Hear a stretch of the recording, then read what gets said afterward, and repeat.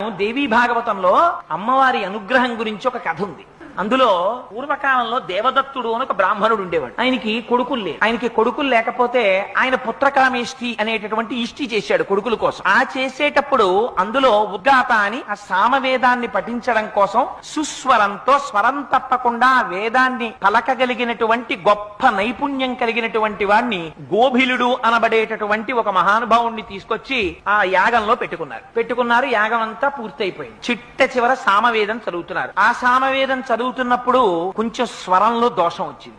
దోషం వచ్చేటప్పటికి దేవదత్తుడికి ఎక్కడ లేని ఆగ్రహం వచ్చింది. నేను కొడుకు కోసమని యాగం చేస్తుంటే దాంట్లో వేదం చదవడానికి వచ్చి నువ్వు స్వరం తప్పుతావా, ఎంత తప్పు పని చేశావురా అని అడిగితే ఆయన అన్నాడు, వాక్కు స్వరము దేని మీద ఆధారపడతాయి? ఊపిరి మీద ఆధారపడతాయి. ఆ ఊపిరిని తరువాత తాను చెప్పబోయేటటువంటి వాక్యము ఎంత పొడుగుంటుందో దాన్ని ముందే లెక్క వేసుకుని దానికి కావలసినంత ఊపిరి లోపల తీసి నిలబెడితే తప్ప ఆ వాక్య నిర్మాణమునకు కావలసినంత ఊపిరి పైకి వాక్కుగా రాదు. అలా వేదం పలికేటప్పుడు కూడా ఉచ్ఛ్వాస నిశ్వాసలలో కావలసినంత ఊపిరి తీసి అప్పుడు దాన్ని ఆ స్వరబద్ధంగా బయటికి తీసుకొచ్చి శబ్ద స్వరూపంగా వేదాన్ని పలకాలి. ఒక్కొక్కసారి ఆ ఊపిరి